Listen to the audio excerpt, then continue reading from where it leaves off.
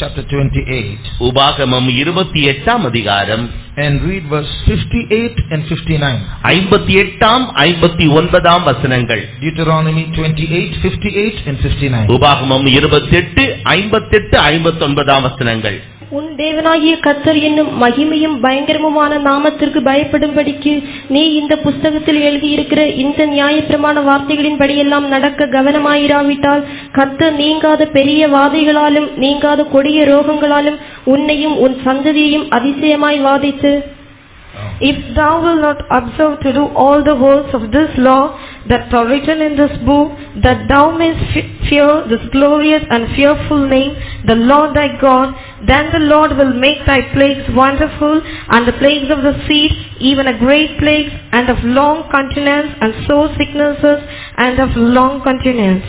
When the Antichrist comes to power, அந்திகிறிஸ்து அதிகாரத்திற்குள் அவன் வருகின்ற போது, he is not just going to take control of the world in general, he is going to take control of everything possible in this world. இந்த உலகத்தை அவன் பொதுவாக தன்னுடைய ஆளுகைக்குள் அல்லது வல்லமைக்குள் கொண்டு வருவான் என்பது மட்டுமல்ல, அவனால் எந்தெந்த காரியங்களை தன்னுடைய கையின் அதிகாரத்திற்குள் கொண்டு வர முடியுமோ அவைகள் அனைத்தையும் அதிகாரத்திற்குள் கொண்டு வருவான். He is going to control every human being. ஒவ்வொரு மனிதனையும் தனிப்பட்ட முறையிலே அவன் ஆட்சி செய்வான். He is going to take away every human being's freedom. ஒவ்வொரு தனி மனிதனுடைய சுயாதீனத்தை அவன் முற்றிலுமாக எடுத்து போடுவான். He is going to control every job that you have. நீங்கள் வைத்திருக்கிறதான அந்த வேலையும் கூட அவன் ஆளுகை செய்வான். He is going to control your company. உங்களுடைய கம்பெனியை அவனே ஆளுகை செய்வான். He is going to control your bank account. உங்களுடைய பேங்க் அக்கவுண்டை அவனே கண்ட்ரோல் பண்ணுவான். He is going to control food supply. உணவு பண்டங்கள் விநியோகிப்பதையும் கூட அவன் அதிலே தலையிடுவான். He is going to control even the air we breathe. நாம் சுவாசிக்கிறதான காற்றையும் கூட அவன் ஆளுகை செய்வான். He is going to control medicine that is supplied. விநியோகிக்கப்படுகிறதான அந்த மருந்து பொருட்களையும் கூட அவனே ஆளுகை செய்வான். So when he controls all these things, இந்த எல்லா காரியங்களையும் அவனே பொறுப்படுத்தி செய்கின்ற பொழுது, what I am telling you is happening now, right now in this world. நான் சொல்லுகிறதான காரியங்கள் அனைத்தும் இப்பொழுது உலகத்திலே சம்பவித்துக் கொண்டிருக்கிறதான காரியங்கள். It has started in different countries and it will come quickly to India. வித்தியாசமான நாடுகளிலே இது ஏற்கனவே பயிற்சியில் கொண்டு வரப்பட்டிருக்கிறது. இன்னும் சற்று காலத்திற்குள் அது இந்தியாவிற்குள்ளும் வரும். The reason he controls all these things is by controlling these things he can bring every man as his slave. இத்தகைய முறையிலே அவன் ஒவ்வொரு காரியத்தையும் தன்னுடைய ஆளுகைக்கு உட்படுத்துவது எதற்கு என்றால், ஒவ்வொரு மனிதரையும் தன்னுடைய அடிமையாக மாற்றும்படியாக. In particular, he is going to control medicines. குறிப்பாக அவன் மருந்து பொருட்களிலே அவன் தன்னுடைய ஆட்சியை நடத்துவான். Very shortly, healing medicines are no more going to be given for healing. Medicines are going to be given to make you even more sick.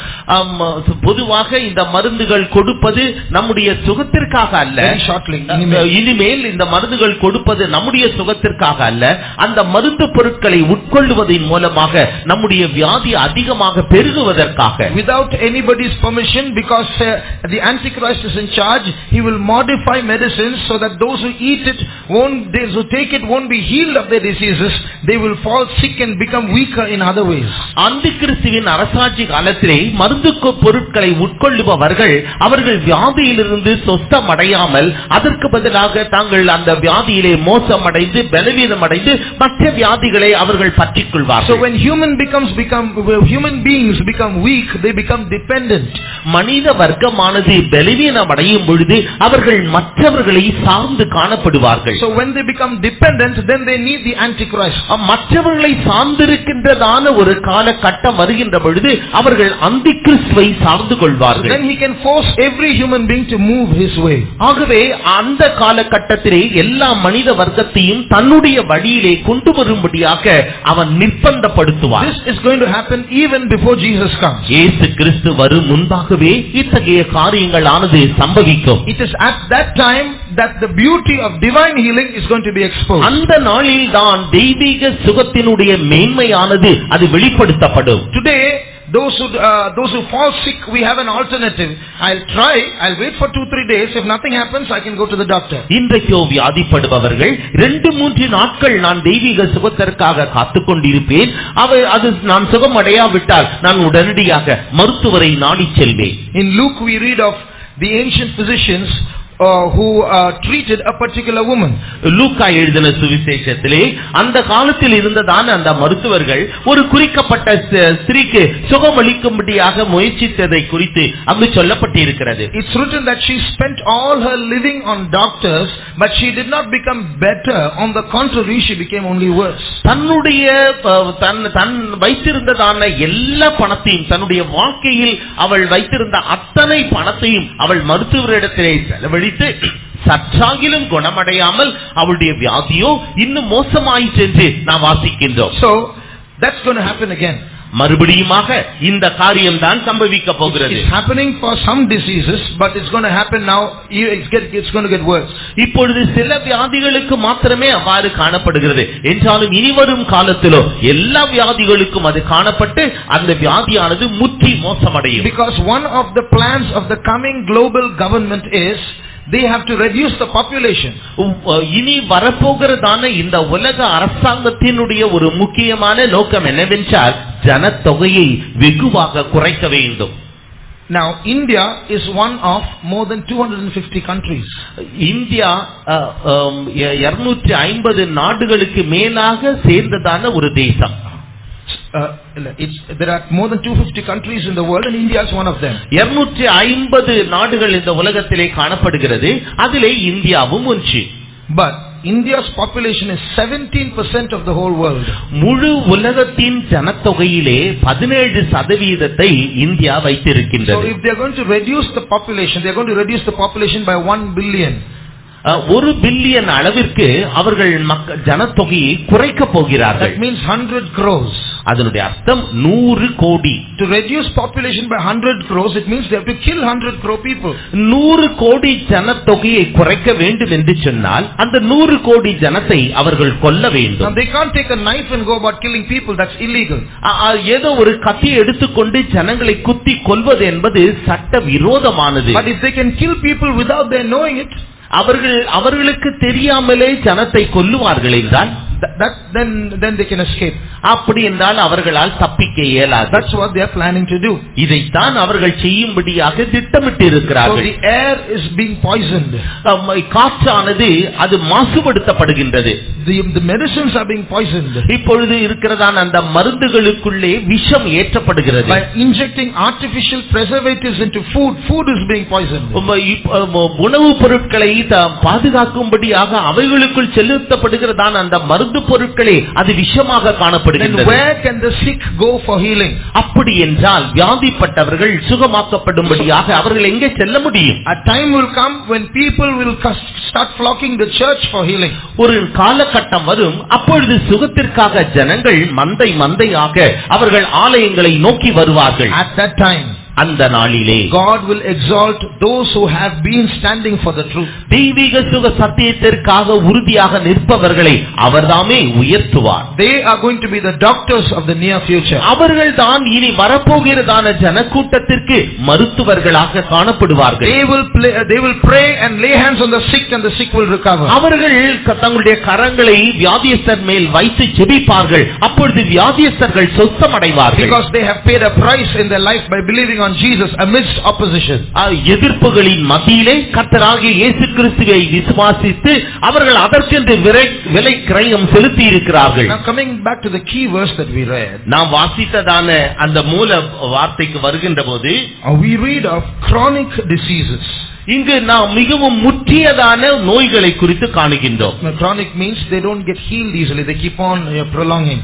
இந்த முற்றியதான நிலவரத்தில் காணப்படுகின்ற நோய் என்று சொல்லும் பொழுது அவைகளை குணப்படுத்த முடியாது. அந்த வியாதியிலே அந்த வியாதியஸ்தர் உடைந்து கொண்டிருக்க வேண்டியதுதான். Read verse 59 again please. 59வது வசனத்தை மறுபடியுமாக வாசியுங்கள். கர்த்தர் நீங்காத பெரிய வாதைகளாலும் வாதைகளாலும் நீங்காத கொடிய ரோகங்களாலும் நீங்காத கொடிய ரோகங்கள். So this is called chronic illnesses. நீங்காத கொடிய ரோகங்கள். So why do these happen? ஏன் இந்த காரியம் சம்பவிக்கிறது? Today there are so many chronic illnesses which medicine cannot cure. இன்றைக்கு அநேக கொடிய ரோகங்கள், நீங்காத வியாதிகள் காணப்படுகிறது. அவைகளை குணப்படுத்துவதற்கு மருந்தே இல்லை. You can keep on naming them, it's a big list. நீங்க இதை தொடர்ச்சியாக நாம் அதை ஒன்றன் பின் ஒன்றாக பட்டியலிட்டுக் கொண்டே இருக்கலாம். At the most, some medicines can be provided to suppress it temporarily or to reduce the agony. சில நேரங்களிலே சில மருந்து பொருட்கள் சில வியாதிகளை கட்டுப்படுத்த மாத்திரமே பயன்படுத்தப்படும், இல்லாவிட்டால் வலி வேதனைகளை குறைக்க பயன்படுத்தப்படும். But many of these diseases can't be healed. என்றாலும் அநேக வியாதிகளை இந்த மருந்து பொருட்கள் சுகமாக்க முடியாது. Now what does the Bible say? வேதம் என்ன சொல்லுகிறது? It says, the Bible says, here God is saying, I've told you so many things, I've given you so many laws to live by. நீங்கள் ஜீவிக்கும்படியாக அநேக பிரமாணங்கள், அநேக சட்டதிட்டங்களை நான் உங்களுக்கு சொல்லி இருக்கிறேன். If you don't live by these laws, இந்த பிரமாணங்களின்படி நீங்கள் ஜீவிக்காவிட்டால், then you will become a slave to chronic illnesses. நீங்கள் இத்தகையதான பயங்கரமான கொடிய வியாதிகளுக்கு அடிமைகளாக மாறுவீர்கள். And those diseases that I spoke of, which were in Egypt, and I said none of them will touch you, they will come and cleave to you. எகிப்தில் காணப்பட்டதான அந்த வியாதிகள் ஒன்றும் உங்களை தொடமாட்டாது என்று நான் முன்பு சொன்னேன். என்றாலும் இப்பொழுதோ அந்த வியாதிகள் உங்களை தொடும். Read verse 60. 16வது வசனத்தை வாசிங்க. 60வது வசனம். நீ கண்டு பயந்த எகிப்து வியாதிகள் எல்லாம் உன்மேல் வருவிப்பார், அவைகள் உன்னை பற்றிக் கொள்ளும். அவைகள் உன்னை பற்றிக் கொள்ளும், which means it's going to stick to you. No medicine, no injection, no tablet, no doctor can heal it. அவைகள் உன்னை பற்றிக் கொள்ளும் என்று சொல்லும் என்றால், எந்த விதமான மருந்தோ எந்த விதமான ஊசியோ எந்த டாக்டரோ உங்களை சுகப்படுத்த இயலாது. More important, no saint can heal it. No saint, எந்த பரிசுத்தவானாலும் மிக முக்கியமான காரியம் என்னவென்றால், எந்த பரிசுத்தவானும் உங்களை குணமாக்க இயலாது. Why? ஏன்? How can a saint heal a sickness which God has permitted in a man because he has disobeyed the commandments of God? ஒரு மனிதன் தேவனுடைய கட்டளைகளுக்கு கீழ்ப்படியாமல் போய் தேவனாலே அவனுக்கு வியாதி வரும்படியாக தேவன் அனுமதித்திருக்கின்ற பொழுது ஒரு பரிசுத்தவான் எவ்வாறு ஜெபம் பண்ணி அந்த வியாதி அவனிலிருந்து நீக்க முடியும்? That's the meaning of cleaving. That sickness will cleave to you. No, whatever you try to do, it won't go. அந்த வியாதி உன்னை பற்றிக் கொண்டிருக்கும் என்று சொன்னால், என்ன செய்தாலும் அந்த வியாதி உன்னை விட்டு அகன்று போகாது. Now there's something very strange written in the next verse. அடுத்த வசனத்திலே மிகவும் ஒரு வினோதமான காரியம் எழுதப்பட்டு இருக்கிறது. Read it. இந்த நியாயப்பிரமாண புத்தகத்தில் எழுதியிராத எல்லா பிணியையும் வாதையையும் நீ அழியுமளவும் கர்த்தர் உன்மேல் வரப்பண்ணுவார். So God is speaking of all the new diseases that have come recently which are not in the Bible, the latest diseases. They also will come on you, they also will cleave onto you, and nothing will heal you. வேதாகமத்திலே எழுதப்பட்டிராததான தற்காலத்திலே காணப்படுகிறதான இந்த எல்லா வியாதிகளும் உன்னை பற்றிக்கொள்ளும், அதிலிருந்து நீ சொஸ்தமடைய மாட்டாய் என்று அவர் தெளிவாக இங்கு சொல்லுகின்றார். 65வது வசனம். அந்த ஜாதிகளுக்குள்ளே உனக்கு இளைப்பாறுதல் இராது, உன் உள்ளங்கால்கள் தங்கி தரிக்க இடமும் இராது. அங்கே கர்த்தர் உனக்கு தத்தளிக்கிற இருதயத்தையும், weak heart, ஒரு தத்தளிக்கிற இருதயம், பலவீனமான இருதயம், ஒரு பலவீனமான இருதயம். After that, read. சோர்ந்து போகிற கண்களையும், eye trouble, கண்ணிலே கோளாறு, மனசஞ்சலத்தையும் கொடுப்பார். Next, read the next verse. உன் ஜீவன் உனக்கு சந்தேகத்தில் ஊசலாடும், உன் ஜீவனை பற்றி நம்பிக்கை இல்லாமல் இரவும் பகலும் திகில் கொண்டிருப்பாய். So சந்தேகத்தில் ஊசலாடும், you won't know whether when you are going to die. Every day could be a doubt. எப்பொழுது நீ மரிக்க போகிறாய் என்று உனக்கே தெரியாது. ஒவ்வொரு நாளும் சந்தேகத்திலே நீ ஊசலாடி கொண்டிருப்பாய். So you won't know tomorrow, today, day after tomorrow when you are going to die. இன்றைக்கோ நாளைக்கோ நாளைய மனிதருமோ என்றைக்கு நான் மரிப்பேன் என்று நீ எண்ணிக்கொண்டே இருப்பாய். All this is because of one thing. இவைகள் எல்லாம் ஒரே ஒரு காரியத்தினாலே. If you do not observe to do what God says. தேவன் என்ன சொல்லுகிறாரோ அதை நீ கைப்பிடிக்க நீ மறந்து போனால். Now let me ask you something. நான் ஒரு காரியத்தை உங்களிடத்திலே கேட்கிறேன். If you are a school teacher, நீங்கள் ஒரு பள்ளிக்கூட ஆசிரியராக இருப்பீர்கள் என்றால், and you tell a boy get out of the class, ஒரு பையனை பார்த்து நீ வெளியே போ, வகுப்பறையை விட்டு வெளியே போ என்று சொன்னார். That boy is supposed to stand at the door. அந்த பையன் இப்பொழுது அந்த வாசற்படியிலே போய் நிற்க வேண்டும். And he is supposed to come and ask you sorry at the end of the class. அந்த வகுப்பு முடிந்த பிறகு அவன் ஆசிரியரிடத்திலே வந்து என்னை மன்னித்துக் கொள்ளுங்கள் என்று கேட்க வேண்டும். If he takes a bag instead and walks out of the class and walks out of the school and goes home, that's called rebellion. அந்த ஒருவேளை அந்த பையன் அந்த வகுப்பறையை விட்டு வெளியே போய் இல்லாவிட்டால் அந்த பள்ளிக்கூடத்தை விட்டு வெளியே போய் விட்டான் என்றால் அது ஒரு முரட்டாட்டம். If your child doesn't study, உங்களுடைய பிள்ளை ஒருவேளை படிக்காவிட்டால் and you threaten the child, if you don't pass in this exam I won't pay your fees for the next semester. நீ இந்த வரப்போகிறதான தேதியிலே நீ தேர்ச்சி பெறாவிட்டால் நான் உனக்கு பள்ளி கட்டணத்தை செலுத்த மாட்டேன் என்று எச்சரிக்கிறீர்கள். Your child still doesn't study, என்றாலும் உங்களுடைய பிள்ளை படிக்கவில்லை, fails in the exam, மறுபடியுமாக அந்த தேர்விலே தோற்று போகிறது. goes to his friend's house and say, hey, give me fees for this year, I'll give it to you next year. நீ நண்பருடைய வீடுகளுக்கு சென்று இந்த வருட அந்த கட்டணத்தை பள்ளி கட்டணத்தை செலுத்தும்படியாக பணம் கொடுங்கள், நான் அடுத்த ஆண்டிலே அதை திருப்பி கொடுத்து விடுகின்றேன். He has achieved something, but that's called rebellion. அது ஏதோ ஒரு சாதிக்க முடிந்தது என்றாலும் அதுவோ முரட்டாட்டம். Because what he should have done is humbled himself, gone to his parents, apologized and said, I study well hereafter, please give me my fee. அந்த பிள்ளை செய்ய வேண்டுவது என்னவென்றால் தன்னுடைய பெற்றோரிடத்திலே சென்று தன்னை தாழ்த்தி மன்னிப்பு கேட்டு இனிமேல் நான் நன்றாக படிக்கிறேன், தயவு செய்து என்னுடைய பள்ளி கட்டணத்தை செலுத்துங்கள் என்று மிகவும் தாழ்மையோடு கேட்க வேண்டுவது. In the same way, அதுபோலவே when we disobey the commandments of God, நாம் தேவனுடைய சட்டதிட்டங்கள் கீழ்ப்படியாமல் போகின்ற போது and we fall sick, நாம் வியாதிப்படுகின்ற போது what should we do? நாம் என்ன செய்ய வேண்டும்? Humble ourselves, go to God, find out where our faults are, apologize, ask pardon of Him, sanctify ourselves and say we won't do it again. நாம் கர்த்தரிடத்திலே சென்று நம்மை தாழ்த்தி அவரிடத்திலே மன்னிப்பு கேட்டு நம்மை சுத்திகரித்துக் கொண்டு ஆண்டவரே நான் இனிமேல் இந்த தவறை செய்ய மாட்டேன் என்று அவரிடத்திலே கெஞ்சி கேட்க வேண்டும். Instead of that, instead of going into that area, you just walk to a doctor and say heal me. That's rebellion. அதற்கு பதிலாக மருத்துவரிடத்திலே சென்று மருத்துவரே என்னை சுகப்படுத்தும் என்று கேட்பீர்கள் என்றால் அது ஒரு முரட்டாட்டம். Just think about these things. இந்த காரியங்களை நீங்கள் நினைத்து பாருங்கள். So what will happen is we are not going to get healed at the end of it all. அதனுடைய முடிவு என்னவென்றால் நாம் மருத்துவரால் சுகமாக்கப்பட போவதில்லை. Some sicknesses will keep on cleaving to us no matter what we try. No matter which gifted pastor prays, the sickness will be there. சில காலகட்டங்களில் எந்த மருந்துனாலும் இந்த வியாதி குணமாக்கப்பட போவதில்லை.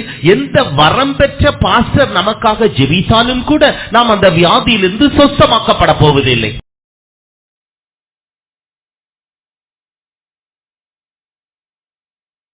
Praise the Lord. கர்த்தருக்கு ஸ்தோத்திரம். The Bible says that Jesus is coming again. வேதம் சொல்லுகிற காரியம் என்னவென்றால் இயேசு மறுபடியுமாக திரும்ப வருகிறார். He is not going to come down to live on earth like he did before. ஏற்கனவே அவர் வந்து இந்த உலகத்தில் வாழ்ந்தது போல வாழும்படியாக அவர் உலகத்துக்கு வரப்போகிறதில்லை.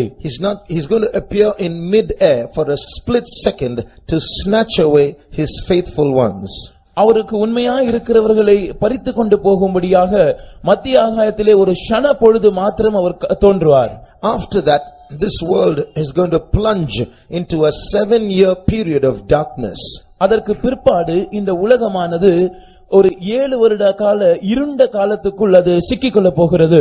That brief period, the few months and years that are before the second coming of Jesus Christ, is what we call the last days.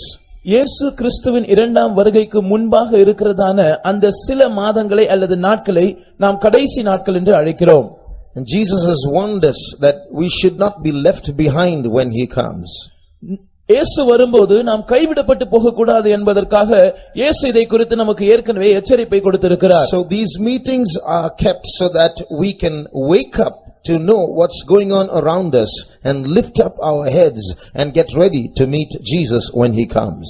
நம்மை சுற்றிலும் நடக்கிறதான சம்பவங்களை நாம் அறிந்து கொள்ளும்படியாக, அதை அறிந்து கொள்வது மாத்திரமல்ல, நாம் விழித்தெழும்பி இயேசு வரும்போது அவரோடு கூட செல்வதற்கு நாம் ஆயத்தமுள்ளவர்களாய் மாறும்படியாக இந்த கூட்டங்கள் ஒழுங்கு செய்யப்பட்டிருக்கிறது. Look at the single eye in a triangle. ஒரு முக்கோணத்திற்குள் ஒரே ஒரு கண் இருக்கிறதை நீங்கள் அங்கே பார்க்கிறீர்கள். This is the eye of Satan. இது சாத்தானுடைய கண்ணாய் இருக்கிறது. But in particular, குறிப்பாக it is the eye of an Egyptian god represented by a hawk that is belonging to the eagle species. ஒரு வகையான கழுகு அல்லது பருந்தா இருக்கிறதான ஒரு மிருகத்தினுடைய கண்ணாக அது இருக்கிறது. So that's the eye. It's and because an eagle is far sighted from high above. It can look at a small mouse running along the ground. ஒரு கழுகு அல்லது பருந்து என்று சொல்லும்போது அதுக்கு மிகவும் நீண்ட தூர பார்வை இருக்கும். அது உயர எங்கேயோ இருந்தாலும் ஒரு சின்ன எலி அல்லது சின்ன மிருகம் அங்கே இந்த தரையில ஓடிக்கொண்டிருந்தால் அது சரியாக பார்த்துவிடும். So this eye of Satan is called the all-seeing eye. இந்த சாத்தானுடைய கண்ணானது எல்லாவற்றையும் சகலத்தையும் பார்க்கிறதான கண் என்று அறியப்படுகிறது. There are many details to go into, but I'm just telling you briefly. இதற்கு விரிவாக சொல்ல வேண்டும் என்றால் நிறைய சொல்லலாம், ஆனால் நான் சுருக்கமாக சொல்லுகிறேன். So this is called the all-seeing eye. இது எல்லாவற்றையும் பார்க்கிறதான கண். But one thing we must observe. ஒரு காரியத்தை நாம் கவனிக்க வேண்டும். Satan is not omnipresent. சாத்தான் ஒரு சர்வ வியாபி அல்ல. He cannot see everything at the same time.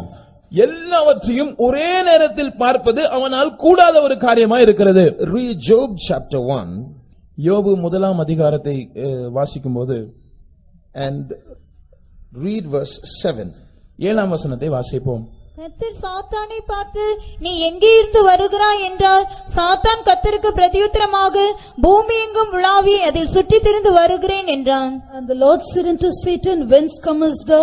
Then Satan answered the Lord and said, From going to and fro in the earth, and from walking up and down in it. It's because Satan is not omnipresent that he has to go to and fro, up and down. சாத்தான் சர்வ வியாபியாய் இல்லாதபடினால் தான் அவன் சுற்றி திரிய வேண்டியிருக்கிறது, மேலும் கீழும் அங்கும் எங்கும் போக வேண்டியிருக்கிறது. So he's not omnipresent. எனவே அவன் சர்வ வியாபி அல்ல. How then is his eye an all-seeing eye? இப்படி இருக்கும் பட்சத்தில் அவனுடைய கண் எப்படி எல்லாவற்றையும் பார்க்கக்கூடிய கண்ணாக இருக்க முடியும்? That's what his instruments, those people that are worshipping him and following him and obeying him, they call it the all-seeing eye. How is it possible? இவனுடைய இந்த கண்ணை இவனை வணங்கி இவனுக்கு கீழ்ப்படிந்து இவனால் ஆட்கொள்ளப்பட்டிருக்கிறதான இந்த அமைப்பினர் எல்லாவற்றையும் பார்க்கிற கண் என்று சொல்லுகிறார்கள். அது எப்படி சாத்தியப்படும்? Today, electronically, a surveillance system is being developed. மின்னணுவியல் மூலமாக எல்லாவற்றையும் கண்காணிக்கிறதான ஒரு அமைப்பு இன்றைக்கு அவர்கள் அதை கண்டுபிடித்துக் கொண்டிருக்கிறார்கள். Through cameras, கேமராக்கள் மூலமாக, through what we call the RFID, radio frequency identification. RFID என்று சொல்லுகிற அந்த அடையாளத்தின் மூலமாக. What is that? You in your SIM card there's a golden square, isn't it? That is that RFID. உங்களுடைய செல்போன் அந்த sim கார்டில் நீங்கள் பார்க்கும்போது பொன்னிறமான ஒரு பகுதி இருக்கும், அதை தான் RFID என்று அழைக்கிறோம். So that RFID it will help anyone or people who are monitoring you to know where you are going. அந்த RFID-னால் நீங்கள் எங்கே இருக்கிறீர்கள் எங்கே போகிறீர்கள் என்று உங்களை கண்காணிக்கிறவர்கள் கண்டுபிடிக்க முடியும். About 2 years ago, 1 year ago, ஒரு வருடத்துக்கு முன்பாக we were traveling by train. நாங்கள் ட்ரெயினில் பிரயாணம் பண்ணி கொண்டிருந்தோம். And 2 policemen came with us. 2 போலீஸ்காரர்கள் எங்களோடு கூட வந்தார்கள். So we befriended them. நாங்கள் அவர்களோடு அப்படியே சிநேகிதமாக பழகினோம். And we asked them, where are you going? நாங்கள் கேட்டோம், நீங்கள் எங்கே போகிறீர்கள்? So we got some information about a thief. எங்களுக்கு ஒரு குறிக்கப்பட்ட திருடனை குறித்து தகவல் வந்திருக்கிறது. They were going to catch him. நாங்கள் அவனை பிடிக்க போகிறோம். So we asked what happened. என்ன நடந்தது என்று நாங்கள் கேட்டோம். He stole jewels worth 15 lakhs from a house and ran away. அவன் ஒரு குறிக்கப்பட்ட வீட்டிலிருந்து 15 லட்சம் ரூபாய் மதிப்புடைய நகைகளை திருடிவிட்டு அவன் தப்பி ஓடிவிட்டான். And they had no address, no forwarding details. They didn't know where he ran away. அவனுடைய முகவரி அவனுக்கு தெரியாது, எங்கே அடுத்து என்ன செய்ய வேண்டும் என்று அவர்களுக்கு தெரியாது, அவன் எங்கே தப்பி ஓடினான் என்பதும் தெரியாது. They know he's a North Indian, that's all. அவர்களுக்கு தெரிந்ததான ஒரே ஒரு காரியம், அவன் ஒரு வட Indian. But they went right to his city, right to his village, right to his street, right to his house, caught him and came back. ஆனால் சரியாக நேராக அவன் இருந்ததான அந்த பட்டணத்துக்குள் போய் அவன் இருந்த அந்த தெருவுக்குள் போய் அவனுடைய வீட்டுக்குள் போய் அவனை பிடித்து விட்டார்கள். So we asked him, how did you do that? நாங்கள் அவர்களை பார்த்து கேட்டோம், எப்படி அது சாத்தியமானது? They said his cell phone was there. அவனுடைய செல்போன் இருந்தது, அது எங்களுக்கு உதவியாக இருந்தது என்று சொன்னார்கள். Using his cell phone we found out where he is. அவனுடைய செல்போனை வைத்துக்கொண்டு அவன் எங்கே இருக்கிறான் என்று நாங்கள் கண்டுபிடித்து விட்டோம். So that is how today surveillance is increasing in the world. இப்படித்தான் இன்றைக்கு கண்காணிப்பு முறைகள் உலகத்தில் பெருகிக் கொண்டே வருகிறது. That same golden square called the RFID is going to come in your Aadhaar cards very soon. இந்த ஆதார் கார்டு என்று சொல்லப்படுகிற அந்த அடையாள அட்டையிலே சீக்கிரத்திலே இந்த RFID பொருத்தப்பட போகிறது. So now every Indian is going to have that card with him. That means every Indian's movements can be monitored, and very soon every citizen in the world is going to have it. ஒவ்வொரு இந்தியனுக்கும் சீக்கிரத்தில் இந்த card கொடுக்கப்பட போகிறது. அதன் மூலமாக இந்த தேசத்தில் இருக்கிற எல்லாரையும் கண்காணிக்க முடியும். சீக்கிரத்திலே உலகத்தில் இருக்கிற எல்லா பிரஜைகளுக்கும் இதை கொடுக்கக்கூடிய முயற்சிகள் நடந்து கொண்டிருக்கிறது. If a man in America walks out of his house, goes to work and comes back in the evening, அமெரிக்காவில் இருக்கிற ஒரு மனிதன் காலையிலே கிளம்பி தன்னுடைய அலுவலகத்துக்கு போய் மாலையில திரும்பி வருகிறான் என்று வைத்துக் கொள்ளுங்கள். an average of 300 cameras would have caught him. ஏறக்குறைய 300 கேமராக்களில் அவனுடைய நடவடிக்கைகள் பதிவாகி இருக்கிறது. He doesn't know. அவனுக்கே தெரியாது. But there are cameras in bus stands, in traffic signals, in stations, in offices, in malls. It's all over the pale, all under a common control. ஆனால் தெருக்களில், bus ஸ்டாண்டுகளில், train, bus இப்படிப்பட்ட காரியங்களில், பெரிய பெரிய மால்களில், இப்படி எல்லா இடங்களிலும் கேமராக்கள் இருக்கிறது. இவை எல்லாமுமே ஒரு மையத்திலிருந்து, ஒரே மையத்திலிருந்து கட்டுப்படுத்தப்படுகிறது. So what will happen? சம்பவிக்கிற காரியம் என்ன? As this surveillance system increases and develops and finally spreads out throughout the whole world, இப்படிப்பட்ட கண்காணிப்பு முறைகள் அவைகள் மேம்படுத்தப்பட்டு முழு உலகத்துக்குமாக விரிவடையும் போது what they will say is, அவர்கள் முடிவாக என்ன சொல்லுவார்கள் தெரியுமா? when every citizen in this world is under surveillance, இந்த உலகத்தில் ஜீவிக்கிற ஒவ்வொரு பிரஜையும் அவன் கண்காணிக்கப்படுகிறான். we can stop theft. நாங்கள் எங்களால் திருட்டை தடுத்து நிறுத்த முடியும். We can stop kidnapping. எங்களால் கடத்தல்களை தடுக்க முடியும். We can stop terrorism. தீவிரவாதத்தை கட்டுப்படுத்த முடியும். So that's excellent. நல்லதுதான். But every individual in this world will lose his privacy. ஆனால் இந்த உலகத்தில் ஜீவிக்கிற ஒவ்வொரு தனிப்பட்ட மனிதனும் தன்னுடைய தனித்துவத்தை இழந்து விடுவான். If you go to church, the Antichrist can find out. நீங்கள் சபைக்கு போவீர்கள் என்றால் அந்திகிறிஸ்துவால் உங்களை கண்டுபிடிக்க முடியும். There's no way you can run away. நீங்கள் தப்பி ஓடக்கூடிய எந்த வழியும் இல்லை. Finally, this so-called card which identifies your movement will be embedded into your body, and after that you can't cut your head to remove it. கடைசியாக இந்த அடையாள அட்டை, RFID பொருத்தப்பட்டிருக்கிற இந்த அட்டை உங்களுடைய சரீரத்துக்குள் புகுத்தப்படும். நீங்கள் உங்கள் தலையை வெட்டி கொண்டு அதற்கு தப்ப முடியாது. Read Luke chapter 21 and verse 35. லூக்கா 21ஆம் அதிகாரம் 35ஆம் வசனத்தை வாசிப்போம். பூமி எங்கும் குடியிருக்கிற அனைவர் மேலும் அது ஒரு கண்ணியை போல வரும். For as a snare shall it come on all them that dwell on the face of the whole earth. It shall come. What is that it? அது ஒரு கண்ணியை போல் வரும். அது என்ன? After Jesus comes, there's going to be a 7-year period of darkness, I told you. நான் ஏற்கனவே உங்களுக்கு சொன்னேன், இயேசு வந்து சென்று போன பிற்பாடு இந்த பூமியில் 7 வருட கால இருண்ட காலம் இருக்கும் என்று நான் உங்களுக்கு சொன்னேன். It's not a literal darkness, it's a spiritual darkness. அது ஒரு எழுத்தின்படியான அந்தகாரமான காலகட்டம் அல்ல, அது ஆவிக்குரிய பிரகாரமாக இருள் சூழ்ந்த காலம். It's a time when Satan is going to rule the world like he has been planning.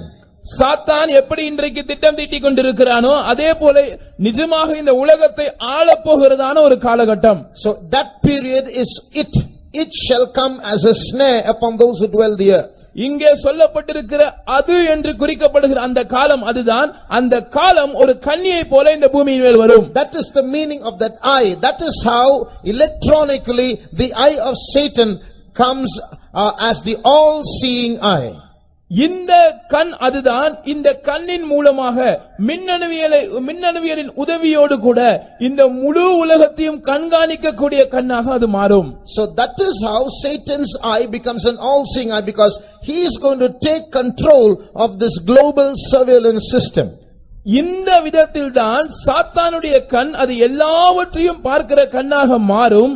இந்த உலகளாவிய கண்காணிப்பு திட்டத்தை சாத்தான் தன்னுடைய கட்டுப்பாட்டுக்குள் கொண்டு வருவான். On the other hand, மறுபக்கத்தில் God's eyes are naturally all-seeing. இயல்பாகவே தேவனுடைய கண்கள் எல்லாவற்றையும் பார்க்கக்கூடியதா இருக்கிறது. Our God's eyes are all-seeing eyes. நம்முடைய தேவனுடைய கண்கள் எல்லாவற்றையும் பார்க்கிற கண்களா இருக்கிறது. He doesn't need an electronic system to see. He can see everything that is going on in this world. இந்த உலகத்தை பார்ப்பதற்கு அவருக்கு ஒரு மின்னணு அமைப்பின் அவசியம் இல்லை. எல்லாவற்றையும் இயல்பாகவே அவரால் பார்க்க முடியும். He knows every thought that is in every human being. ஒவ்வொரு மனிதனுக்குள் இருக்கிற ஒவ்வொரு எண்ணத்தையும் அவர் அறிந்திருக்கிறார். He is an all-seeing God and he is an all-knowing God. அவர் எல்லாவற்றையும் காண்கிறதான தேவன், எல்லாவற்றையும் அறிகிறதான தேவன். Maybe you are sitting in this place with a problem in your life. உன்னுடைய ஜீவியத்தில் ஏதோ ஒரு பிரச்சனையோடு கூட ஒருவேளை நீங்கள் இங்கே உட்கார்ந்து இருக்கலாம். Nobody knows, but you know God knows it. யாருக்கும் அது தெரியாமல் இருக்கலாம், உங்களுக்கு தெரியும். அதே நேரத்தில் தேவனுக்கும் தெரியும். And that's why God has brought you here. His all-seeing eye and His all-knowing mind has brought you to this place with a specific purpose. எனவேதான் தேவன் உங்களை இந்த இடத்துக்கு கொண்டு வந்திருக்கிறார். எல்லாவற்றையும் பார்க்கிறதான தேவனுடைய கண்கள், எல்லாவற்றையும் அறிகிறதான தேவனுடைய மனது ஒரு திட்டமான நோக்கத்தோடு கூட உங்களை இந்த இடத்துக்கு கொண்டு வந்திருக்கிறது. Now we are going to see another way in which this world is getting deceived. இந்த உலகம் வஞ்சிக்கப்படுகிறதான மற்றொரு விதத்தை இப்பொழுது நாம் கவனிக்க போகிறோம். In Greek mythology, கிரேக்க மரபிலே, கட்டுக்கதையில், கிரேக்க கட்டுக்கதைகளிலே there is a story like this. இப்படி ஒரு கதை இருக்கிறது. The god Zeus, who is called the supreme god of the Greeks, the god of gods of the Greeks. கிரேக்கர்களுடைய மிக வல்லமை வாய்ந்த அல்லது கிரேக்க தேவர்களுக்கு எல்லாம் தேவனாய் இருக்கிறவர் ஜியஸ் என்று அழைக்கப்படுகிறார். He once went to a seashore in a beach. அவர் ஒரு முறை ஒரு கடற்கரைக்கு போனார். And there he saw a very young beautiful girl. அங்கே ஒரு அழகான இளம் பெண்ணை அவர் பார்த்தார். And then he turned himself into a white bull. அவர் தன்னை ஒரு வெள்ளை எருமையாக மாற்றிக்கொண்டார். And then he went close to that girl. அந்த பெண்ணுக்கு மிகவும் பக்கத்திலே அவர் போனார். And bent down. Our குனிந்தார். She got attracted to the bull and she mounted the bull. அவர் அந்த எருதை பார்க்கும்போது அவளுக்கு மிகவும் விருப்பம் உண்டானது. எனவே அதிலே ஏறி உட்கார்ந்து கொண்டார். Then the bull ran fast and ran into the sea. அப்பொழுது அந்த எருதானது மிகவும் வேகமாக ஓடி கடலுக்குள்ளே ஓடிவிட்டது. And went into the sea and that bull defiled her. அந்த எருதானது இவளை தீட்டுப்படுத்தி விட்டது. That is that god Zeus. அதுதான் அந்த ஜியஸ் என்கிறதான கடவுள். Then there's another part of the story, but this is that part that I'm going to take. இது இந்த கதைக்கு மற்றொரு பக்கம் இருக்கிறது. இதுவரைக்கும் தான் நம்முடைய தியானத்துக்காக நாம் எடுக்கிறோம். Now the name of that girl is Europa. அந்த பெண்ணினுடைய பெயர் Europa. It is from that name that the continent Europe got its name. அந்த பெயரிலிருந்து தான் ஐரோப்பா கண்டம் தன்னுடைய பெயரை பெற்றுக்கொண்டது. Just like the girl Europa got defiled, we are going to see how the continent Europe is getting defiled. எப்படி இந்த Europa என்று சொல்லக்கூடிய இந்த பெண் தீட்டுப்பட்டாலோ அதே போல இன்றைக்கு ஐரோப்பா கண்டம் எவ்விதமாக தீட்டுப்பட்டு கொண்டிருக்கிறது என்பதை நாம் கவனிக்க போகிறோம். Now you look at this coin. இப்பொழுது இந்த நாணயத்தை நீங்கள் நோக்கி பாருங்கள். This is a coin that belongs to the European Union. இது ஐரோப்பிய யூனியனை சேர்ந்ததான நாணயமாக இருக்கிறது. This coin was made in Greece, which is part of the EU, European Union countries. ஐரோப்பிய ஐக்கிய நாடுகளில் ஒரு நாடாக இருக்கிறதான கிரீஸ் நாட்டிலே இந்த நாணயம் வடிவமைக்கப்பட்டது. And you see that story, that picture there embedded in that coin, a woman on a beast. நான் இப்பொழுது உங்களுக்கு சொன்னதான இந்த கட்டுக்கதை இந்த படத்திலே வரையப்பட்டிருக்கிறதை நீங்கள் பார்க்கலாம். அந்த எருதின் மீது உட்கார்ந்து இருக்கிறதான ஒரு பெண். So that girl Europa is sitting in the coin of the European Union. இந்த யூரோப்பா என்று சொல்லக்கூடியதான பெண் ஐரோப்பிய ஐக்கிய நாடுகளுடைய நாணயத்தில் உட்கார்ந்து இருக்கிறாள். Now in the Bible also we read of a woman on a beast. வேதத்திலும் இப்படி ஒரு மிருகத்தின் மேல் உட்கார்ந்திருந்ததான ஒரு ஸ்திரியை பற்றி நாம் படிக்கிறோம். Both are different, but there are similarities. இந்த இரண்டுமே வேறு வேறு காரியங்களாக இருந்தாலும் இவர்களுக்கிடையே சில ஒற்றுமைகள் இருக்கிறது. This woman is not that woman, this beast is not that beast, but there are similarities.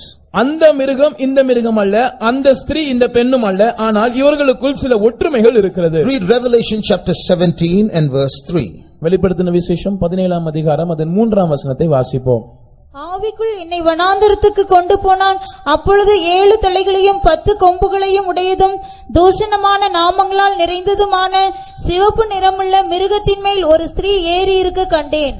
So he carried me away in the spirit into the wilderness, and I saw a woman sit upon a scarlet-colored beast, full of names of blasphemy, having 7 heads and 10 horns. Now what are the similarities between this picture in that mythology that you see on the coin and this representation that you read in the Bible? வேதத்திலே நாம் காண்கிற இந்த காரியத்திற்கும் நாம் இந்த கிரேக்க கட்டுக்கதையிலே நான் சொல்ல கேட்ட அந்த கதைக்கும் இடையே இருக்கிறதான ஒற்றுமைகள் தான் என்ன? 1. முதலாவது, both women are defiled. 2 ஸ்திரீகளுமே தீட்டுப்பட்டவர்கள். 2. இரண்டாவது, both beasts, the bull and this beast, represent Satan. இந்த எருதும் வெளிப்படுத்தின விசேஷம் 17ஆம் அதிகாரத்தில் குறிக்கப்படுகிற அந்த மிருகமும் இரண்டுமே சாத்தானை குறிக்கிறது. How the god Zeus represents Satan we will see in a short while. எப்படி இந்த ஜீயஸ் கடவுளை நாம் சாத்தானுக்கு ஒப்பனையாக சொல்லுகிறோம் என்பதை நான் சற்று நேரத்தில் சொல்கிறேன். So both women are defiled and both beasts represent Satan. 2 ஸ்திரீகளுமே தீட்டுப்பட்டவர்கள், இந்த 2 மிருகங்களும் சாத்தானை குறிக்கிறது. And in both accounts the woman is riding on the beast. 2 சம்பவங்களிலுமே இந்த ஸ்திரீ இந்த மிருகத்தின் மேல் உட்கார்ந்திருக்கிறார். Now this woman is called Europe. இந்த ஸ்திரீனுடைய பேர் Europa. This is the 4th similarity. இது 4வது ஒற்றுமை. On this beast in the Bible you see 10 horns. வேதத்தில் சொல்லப்படுகிறதான இந்த மிருகத்திலே நாம் 10 கொம்புகளை பார்க்கிறோம். These are 10 powerful nations belonging to the European Union. இவைகள் ஐரோப்பிய ஐக்கிய நாடுகளில் அங்கம் வகிக்கிற 10 சக்தி வாய்ந்த வல்லரசு நாடுகளை காண்பிக்கிறது. For those who don't know this, I will quickly say many countries in Europe have got together and have formed a union. They are like now one country. There's no visa to go into different countries. There's a common currency and so on. இதை பற்றி தெரிந்திராத உங்களுக்காக நான் சொல்லுகிறேன். ஐரோப்பிய கண்டத்தில் இருக்கிறதான அநேக நாடுகள் அவைகள் ஒன்று சேர்ந்து ஐரோப்பிய ஐக்கிய நாடுகள் உருவாக்கப்பட்டிருக்கிறது. இந்த ஐரோப்பிய ஐக்கிய நாடுகளில் அங்கம் வகிக்கிற நாடுகளுக்கு பொதுவான நாணயம் இருக்கிறது. இந்த நாடுகளுக்குள் நீங்கள் செல்ல வேண்டுமானால் உங்களுக்கு கடவுச்சீட்டு விசா தேவையில்லை. So these 10 of these nations is going to emerge as very powerful in the last days. இந்த ஐரோப்பிய நாடுகளில் அங்கம் வகிக்கிற 10 நாடுகள் கடைசி நாட்களில் வல்லரசாக உருவெடுக்க போகிறது. In fact, till 2011 one part of this European Union called the Western European Union, which was the military arm of the European Union, had 10 nations. இன்னும் குறிப்பாக சொல்ல வேண்டும் என்றால் இந்த ஐரோப்பிய ஐக்கிய நாடுகளுடைய மேற்கத்திய பகுதிகளில் இருக்கிற அந்த நாடுகள் அவைகள் மேற்கத்திய ஐரோப்பிய நாடுகள் என்று அழைக்கப்பட்டது. அந்த ஐக்கிய நாடுகளில் 10 நாடுகள் சரியாக அங்கம் வகித்தன. And they were the military arm of this European Union. இந்த ஐரோப்பிய ஐக்கிய நாடுகளுடைய ராணுவத்தின் பகுதியாக இந்த நாடுகள் இருந்தது. So they were the fighting group in case a battle came. ஒருவேளை யுத்தம் ஏற்படும் என்றால் இந்த பகுதி தான் ராணுவமாக செயல்படுகிறதா இருக்கிறது. And in one of their plans it was written that these 10 nations will remain 10.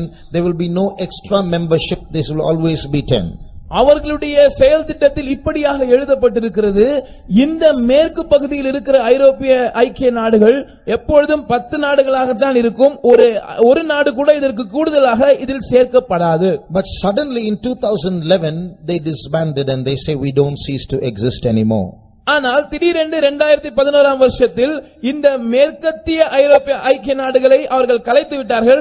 இப்படி தனியாக ஒரு ஐக்கிய நாடுகள் இல்லை என்று அவர்கள் அறிவித்து விட்டார்கள். So those 10 nations suddenly they are still there, they are still part of the European Union, but this exclusive 10 they say no, we are not existing anymore, we are just part of the common European Union, that's all. அந்த 10 நாடுகளும் இன்றைக்கும் ஐரோப்பிய ஐக்கிய நாடுகளில் அங்கம் வகிக்கத்தான் செய்கிறது. ஆனால் தனியாக மேற்கத்திய ஐரோப்பிய ஐக்கிய நாடுகள் என்று அழைக்கப்படுவதில்லை. But we don't know what is happening, but the Bible says some 10 nations in Europe are going to come up. இதற்கு என்ன காரணம் என்று நமக்கு தெரியாது. ஆனால் வேதம் சொல்லுகிறது இதிலிருந்து 10 நாடுகள் வல்லரசுகளாக எழும்பும். So you see Europe here in this picture and in that picture.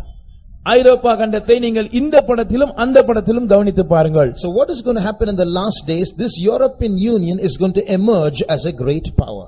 கடைசி நாட்களில் இந்த ஐரோப்பிய ஐக்கிய நாடுகள் ஒரு மிகப்பெரிய வல்லரசாக உருவெடுக்கும். But before that, அதற்கு முன்பாக just like that girl Europa was defiled, எப்படி இந்த பெண் யூரோப்பா என்பவள் தீட்டுப்பட்டாலோ, the continent Europe is also getting defiled. ஐரோப்பா என்ற அந்த கண்டமும் தீட்டுப்பட்டு கொண்டிருக்கிறது. Europe was a Christian country. ஐரோப்பா என்பது சொல்லும்போது அது ஒரு கிறிஸ்தவ நாடுகளாய் இருந்தன. But now Europe has started rebelling against God. ஆனால் இப்பொழுது ஐரோப்பா கண்டம் தேவனுக்கு விரோதமான கலகத்தை துவங்கி இருக்கிறது. You look at this picture. நீங்கள் இந்த பாபேல் கோபுரத்தின் படத்தை பாருங்கள். This is the Tower of Babel. இதுதான் பாபேல் கோபுரமா இருக்கிறது. Now you look at this picture. இப்பொழுது அதற்கு வலது பக்கத்தில் இருக்கிற படத்தை பாருங்கள். This building is in France. இந்த கட்டிடமானது பிரான்ஸ் தேசத்தில் இருக்கிறது. France is part of Europe. France தேசமும் ஐரோப்பா கண்டத்தின் ஒரு பகுதியா இருக்கிறது. Now this building is built so that it might look like this incomplete Tower of Babel. இந்த முடிவடையாத பாபேல் கோபுரத்தை போலவே இந்த கட்டடமும் வடிவமைக்கப்பட்டிருக்கிறது நீங்கள் பார்க்கலாம். This is a complete building, it is finished, but it represents the incomplete Tower of Babel. அது ஒரு முடிக்கப்படாத கட்டடம் அல்ல, அது ஏற்கனவே முழுதாக கட்டி முடிக்கப்பட்டிருக்கிறது. ஆனால் அதுடைய தோற்றம் முடிவடையாத அந்த பாபேல் கோபுரத்தை போல் இருக்கிறது. You see, just like this, the stories in the Tower of Babel have steps, they are finished off in different parts. In the same way you see unfinished portions to represent the unfinished Tower of Babel. நீங்கள் அங்கே பாபேல் கோபுரத்தின் கட்டடத்தை பார்க்கும்போது சில மாடிகள் கட்டாமல் பாதியிலே முடிக்கப்பட்டிருக்கிறது நீங்கள் பார்க்கலாம். அதே போல தோற்றம் அளிக்கும்படியாய் அந்த கட்டடத்தை அவர்கள் கட்டி இருக்கிறார்கள். What is that building? அந்த கட்டடம் எந்த கட்டடமா இருக்கிறது? That's the Parliament building of the European Union. அது ஐரோப்பிய ஐக்கிய நாடுகளுடைய நாடாளுமன்றமா இருக்கிறது. Why did they build it like that? ஏன் இதை போல தோற்றமளிக்கும்படியாய் அதை அவர்கள் கட்டினார்கள்? I told you, rebellion against God. நான் உங்களுக்கு சொன்னேன், தேவனுக்கு விரோதமான கலகம். What Nimrod could not complete, we will complete. Nimrod ராஜா எதை கட்டி முடிக்காமல் போனானோ அதை நாங்கள் கட்டி முடிப்போம். God, you stop Nimrod, you will not stop us. தேவனே, நீர் நிம்ரோதை தடுத்து நிறுத்தினீர், ஆனால் உம்மால் எங்களை தடுத்து நிறுத்த முடியாது. So because they did not love the truth, அவர்கள் சத்தியத்தை நேசிக்காமல் போனபடியினால், because they are rebelling against the true God, அவர்கள் மெய்யான தேவனுக்கு விரோதமாய் கலகம் பண்ணினபடியினால், today a new religion is sweeping across Europe, which I will not name. இன்றைக்கு ஒரு புதிய மதமானது முழு யூரோப் கண்டத்தையும் சுற்றி பரவி கொண்டிருக்கிறது. அதன் பெயரை நான் இப்பொழுது சொல்லப் போவதில்லை. Thousands and thousands are converting to that religion in Europe.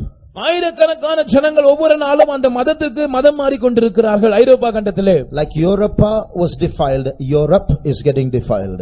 Europa என்கிற பெண் எப்படி தீட்டுப்பட்டாலோ இன்றைக்கு ஐரோப்பா கண்டமும் தீட்டுப்பட்டு கொண்டிருக்கிறது. And the Bible says that it is from this European Union that the Antichrist is going to come. வேதம் தீர்க்கதரிசனமாக சொல்லுகிற காரியம் என்னவென்றால், இந்த ஐரோப்பிய ஐக்கிய நாடுகளில் இருந்துதான் அந்தி கிறிஸ்து வருவான். If you turn to Daniel chapter 7 தானியேல் 7ஆம் அதிகாரத்துக்கு நாம் திரும்பி வரும்போது and read verse 8, 8ஆம் வசனத்தை வாசிப்போம். you read of a similar beast with 10 horns. அங்கேயும் 10 கொம்புகளுடைய ஒரு மிருகத்தை நாம் வாசிக்கிறோம். And then from those 10 horns a little horn appears. அந்த 10 கொம்புகளின் நடுவில் இருந்து ஒரு சிறிய கொம்பு முளைத்தெழும்புகிறது. Read verse 8. 8ஆம் வசனத்தை வாசியுங்கள். அந்த கொம்புகளை நான் கவனித்திருக்கையில் இதோ அவைகளுக்கு இடையிலே வேறொரு சின்ன கொம்பு எழும்பிற்று. அதற்கு முன்பாக முந்தின கொம்புகளில் 3 பிடுங்கப்பட்டது. இதோ அந்த கொம்புகளிலே மனுஷ கண்களுக்கு ஒப்பான கண்களும் பெருமையானவைகளை பேசும் வாயும் இருந்தது. I considered the horns, and behold, there came up among them another little horn, before whom there were 3 of the first horns plucked up by the roots. And behold, in this horn were eyes like the eyes of man, and a mouth speaking great things. So here we read a little horn appears, it has the eyes of a man and a mouth speaking great things. இங்கே நாம் பார்க்கும்போது ஒரு சின்ன கொம்பு முளைத்தெழும்புகிறது, அதற்கு மனுஷ கண்களுக்கு ஒப்பான கண்களும் பெருமையானவைகளை பேசும் வாயும் இருந்தது. And about the same horn, read what verse 21 says. இதே கொம்பை பற்றி 21ஆம் வசனத்தில் நாம் வாசிக்கும்போது என்ன எழுதப்பட்டிருக்கிறது? நீண்ட ஆயுசுள்ளவர் வருமட்டாகவும் நியாய விசாரிப்பு உன்னதமானவருடைய பரிசுத்தவான்களுக்கு கொடுக்கப்பட்டு பரிசுத்தவான்கள் ராஜ்யத்தை சுதந்திரித்துக் கொள்ளும் காலம் வருமட்டாகவும் அந்த கொம்பு பரிசுத்தவான்களோடு யுத்தம் இந்த கொம்பு பரிசுத்தவான்களோடு யுத்தம் பண்ணி அவர்களை மேற்கொண்டது என்று கண்டேன். I beheld, and the same horn made war with the saints and prevailed against them. So you see, this horn is not a kingdom, it is a person, it is the Antichrist. இங்கே நாம் கவனிக்கும் போது இந்த ஒரு கொம்பானது ஒரு ராஜ்யத்தை குறிப்பதல்ல, இது ஒரு நபரை குறிக்கிறது. அந்த நபர் அந்தி கிறிஸ்துவா இருக்கிறார். He is going to rise up and speak big things, and he is going to make war with the saints of God and prevail over them. இந்த நபர் முளைத்தெழும்பி அவன் பெருமையான காரியங்களை, பெரிய பெரிய காரியங்களை பேச போகிறான். பரிசுத்தவான்களுக்கு விரோதமாக எழும்பி அவர்களையும் மேற்கொள்ள போகிறான். These are not all the saints of God, these are the saints of God who are going to be left behind when Jesus comes. இங்கே குறிக்கப்பட்ட பரிசுத்தவான்கள் எல்லா பரிசுத்தவான்களையும் குறிக்கிறது அல்ல, இது இயேசு வரும்போது கைவிடப்பட்டவர்களை குறிக்கிறது. And he prevailed over them does not mean he is going to capture their souls, he is going to prevail in killing their bodies alone. இவர்களோடு அவன் யுத்தம் பண்ணி அவர்களை மேற்கொண்டான் என்று சொல்லும்போது அவர்களுடைய ஆத்துமாவை அவன் சேதப்படுத்த முடியாது. அவர்களோடு யுத்தம் பண்ணி அவர்களுடைய சரீரங்களை அவன் கொலை செய்வான். But some will give in to his torture and will yield to him. ஆனால் அவனுடைய கொடுமைகளுக்கு சிலர் விட்டுக் கொடுப்பார்கள், சிலர் அதற்கு அடிமைப்பட்டு அவனுக்கு அடிமையாகி போவார்கள். And they will give their souls also to the Antichrist. தங்களுடைய ஆத்துமாக்களையும் அவனிடமாக அவர்கள் கொடுத்து விடுவார்கள். So that's what is happening in Europe today. அதுதான் இன்றைக்கு ஐரோப்பாவில் சம்பவிக்கிறது. This horn of the Antichrist is going to rise up from that new empire that is emerging. இப்பொழுது முளைத்தெழும்பிக் கொண்டிருக்கிறதான இந்த புதிய சாம்ராஜ்யத்தில் இருந்துதான் அந்தி கிறிஸ்து ஆகிய அந்த சின்ன கொம்பு எழும்பும். See, this beast is the Roman Empire. இந்த மிருகமானது ரோம சாம்ராஜ்யத்தை குறிக்கிறது. But the Roman Empire collapsed from within many years, centuries ago. ஆனால் அநேக நூற்றாண்டுகளுக்கு முன்பாகவே அதற்குள்ளாக ஏற்பட்ட சில காரணங்களால் ரோம சாம்ராஜ்யம் கவிழ்ந்து போனது. In 1352 AD itself, centuries ago it collapsed. 1352ஆம் ஆண்டிலிருந்தே அது முடிவடைந்து போனது. But in the book of Revelation chapter 13, a similar beast is rising up once again in the last days. ஆனால் வெளிப்படுத்தின விசேஷம் 13ஆம் அதிகாரத்தில் நாம் வாசிக்கும்போது கடைசி நாட்களில் இந்த மிருகத்துக்கு ஒப்பான வேறொரு மிருகம் எழும்புகிறதை நாம் வாசிக்கிறோம். It is a terrible beast. அதுவும் ஒரு பயங்கரமான மிருகமா இருக்கிறது. It has 10 horns. அதற்கு 10 கொம்புகளும் இருக்கிறது. But instead of one head, it has 7 heads, that's all. ஆனால் இப்பொழுது ஒரு தலை அல்ல 7 தலைகள் இதற்கு காணப்படுகிறது. I'm not going to explain that. இதை நான் விவரிக்க போகிறதில்லை. But it represents that this Roman Empire is going to revive once again in the last days. ஆனால் இது குறிப்படையாளமாக சொல்லுகிற காரியம் என்னவென்றால் கடைசி நாட்களில் மறுபடியுமாக ரோம சாம்ராஜ்யம் முளைத்தெழும்பும். Now this European Union, those nations that have become part of the European Union, இப்பொழுது ஐரோப்பிய ஐக்கிய நாடுகள் அல்லது இந்த ஐரோப்பிய ஐக்கிய நாடுகளில் பங்கு வகிக்கிற அந்த நாடுகள், they have signed the treaty that they have signed for unification is the Treaty of Rome. அவர்கள் ஒன்று சேர்வதற்காக ஒரு உடன்படிக்கை பத்திரத்தில் கையெழுத்திட்டிருக்கிறார்கள். அந்த உடன்படிக்கையானது ரோம பிரகடனம் அல்லது ரோம உடன்படிக்கை என்று அழைக்கப்படுகிறது. And remember, Rome is part of Europe.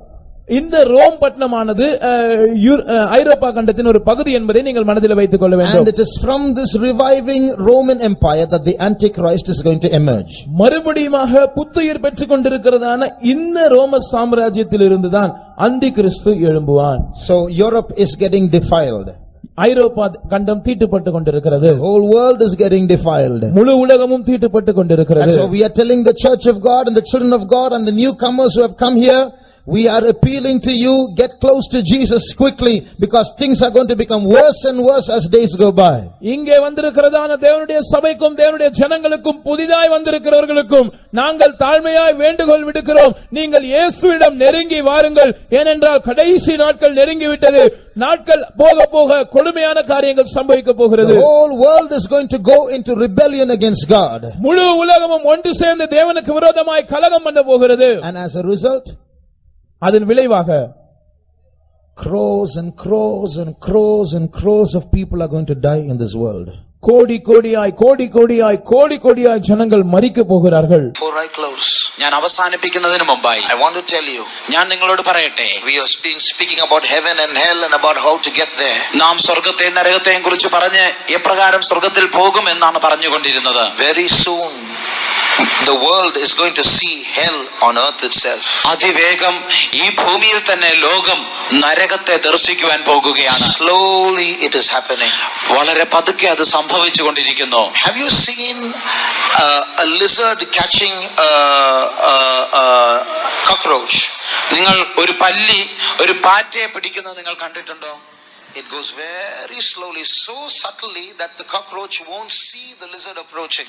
ആ പാറ്റ അതിനെ കാണാതെ വണ്ണം അത് വളരെ പതുക്കെ തന്ത്രപൂർവമാണ് അതിന്റെ അടുക്കലേക്ക് പോകുന്നത്. This is what is happening to this whole world. ഈ മുഴു ലോകത്തിലും സംഭവിച്ചുകൊണ്ടിരിക്കുന്നതും അത് തന്നെയാണ്. Every human being in this world is going to get caught in a trap in this world very soon.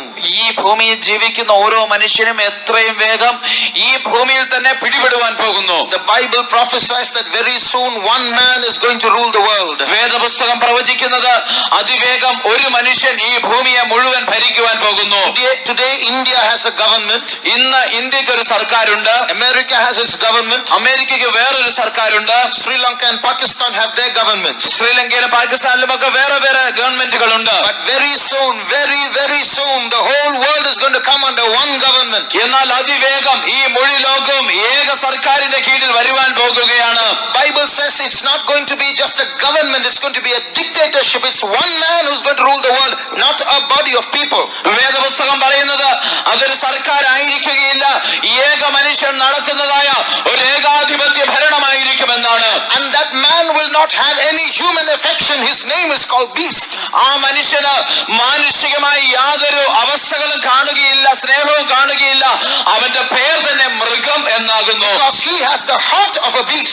എന്തുകൊണ്ടെന്നാൽ അവനൊരു മൃഗീയ ഹൃദയമാണുള്ളത്. He will have no respect for human life. മനുഷ്യ ജീവനെ പ്രതി അവന് യാതൊരു ബഹുമാനവും കാണുകയില്ല. Lakhs and lakhs of people are going to die. They're going to be killed by him. അവനാൽ അനേക ലക്ഷങ്ങൾ കൊല്ലപ്പെടുവാൻ പോകുന്നു. The preparations are getting ready. അതിന്റെ ഒരുക്കങ്ങൾ നടന്നുകൊണ്ടിരിക്കുന്നു. People are making plans to bring in that one world ruler. ആ ലോകത്തിന്റെ ഏകാധിപതിയെ കൊണ്ടുവരുവാൻ മനുഷ്യർ പല പദ്ധതികൾ തയ്യാറാക്കിക്കൊണ്ടിരിക്കുന്നു. We are sitting in a corner of the world where we do not know what is happening. നാം എന്താണ് ഈ ലോകത്തിൽ സംഭവിക്കുന്നതെന്ന് അറിയാതെ അതിന്റെ ഒരു മൂലയ്ക്കാണ് നാം ആയിരിക്കുന്നത്. Here in Kerala nothing else is happening. The trap is being readied somewhere else. ഇവിടെ ഇപ്പോൾ കേരളത്തിലൊന്നും സംഭവിക്കുന്നില്ലായിരിക്കാം, എന്നാൽ ആ കെണി ഒരുക്കപ്പെടുന്നത് മറ്റെവിടെയോ ആണ്. One way or the other they're going to catch hold of you. ഒരു ദിവസമല്ല മറ്റൊരു ദിവസം അവർ നിങ്ങളെ പിടിക്കുവാൻ പോകുന്നു. You cannot escape. നിങ്ങൾക്ക് രക്ഷപ്പെടുവാൻ സാധ്യമല്ല. There is only one way to escape. രക്ഷപ്പെടുവാൻ ഒരേ ഒരു വഴിയേ ഉള്ളൂ. Jesus is going to come very soon. യേശു അതിവേഗം വരുവാൻ പോകുന്നു. When he comes we must all disappear to be with him. അവൻ വരുമ്പോൾ അവനോട് കൂടെ നാം അപ്രത്യക്ഷരായി തീരണം. All that the Bible has been prophesying 2000 years ago is taking place right before our eyes today. ഏകദേശം 2000 വർഷങ്ങൾക്ക് മുമ്പ് വേദപുസ്തകം പ്രവചിച്ചതായ എല്ലാ കാര്യവും ഇപ്പോൾ നമ്മുടെ കൺമുമ്പാകെ നിറവേറ്റപ്പെടുകയാണ്. Hell is going to break loose on earth itself. നരകം ഭൂമിയിൽ തന്നെ പൊട്ടി പുറപ്പെടുവാൻ പോകുന്നു. I can speak 4 or 5 days on this. ഇതേക്കുറിച്ച് വേണമെങ്കിൽ 4-5 ദിവസം ഞാൻ സംസാരിക്കാം. It's there in the Bible and it's happening right before our eyes. അത് വേദപുസ്തകത്തിൽ എഴുതിയിരിക്കുന്നു, നമ്മുടെ കൺമുമ്പാകെ നിറവേറ്റപ്പെടുന്നു. Shall we close our eyes? നമ്മുടെ കണ്ണുകളെ അടയ്ക്കാം. Jesus is coming soon. യേശു അതിവേഗം വരുന്നു. Let us wait for him. നമുക്ക് അവനായി കാത്തിരിക്കാം. The Spirit of the Lord has brought us into this place. പരിശുദ്ധാത്മാവ് നമ്മെ ഈ സ്ഥലത്തേക്ക് കൂട്ടി വരുത്തിയിരിക്കുന്നുവല്ലോ. The Spirit of the Lord is controlling our lives. പരിശുദ്ധാത്മാവ് നമ്മുടെ ജീവിതത്തെ നിയന്ത്രിക്കുന്നു. But in the world the mystery of iniquity is working, the Bible says. എന്നാൽ വേദപുസ്തകം പറയുന്നത് ലോകത്തിൽ അധർമ്മത്തിന്റെ മർമ്മം വ്യാപരിച്ചുകൊണ്ടിരിക്കുന്നു. That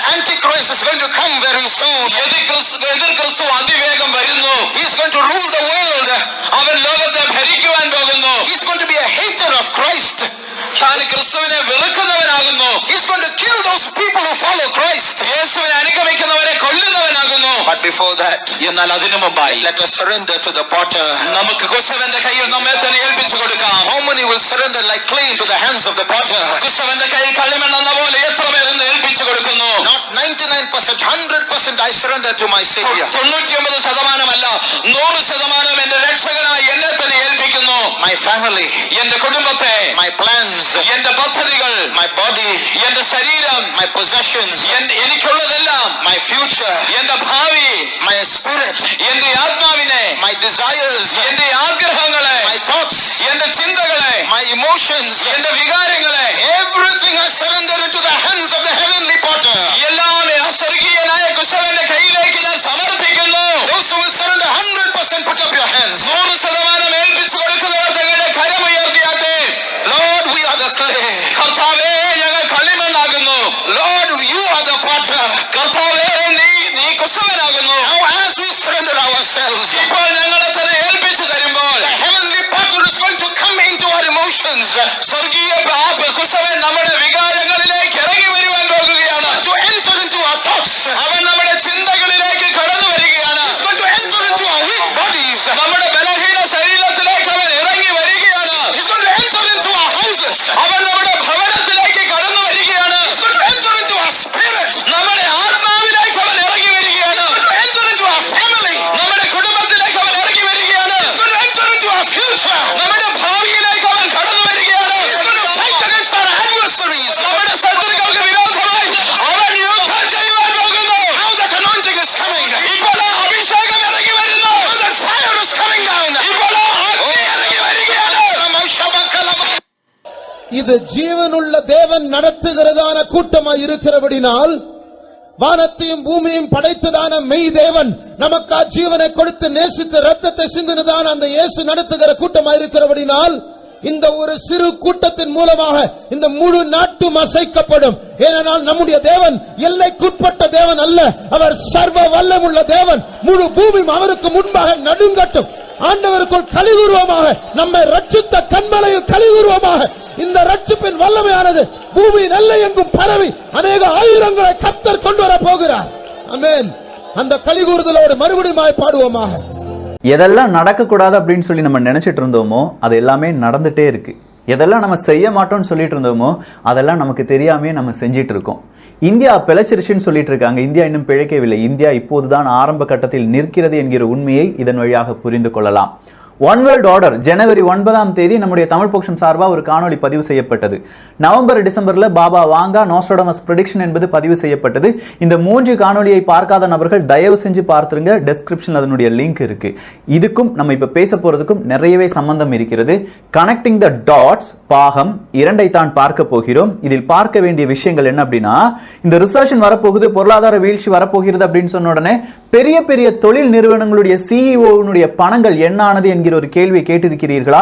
அந்த கேள்வி உங்கள் மனதில் இதன் பிறகு வரும்.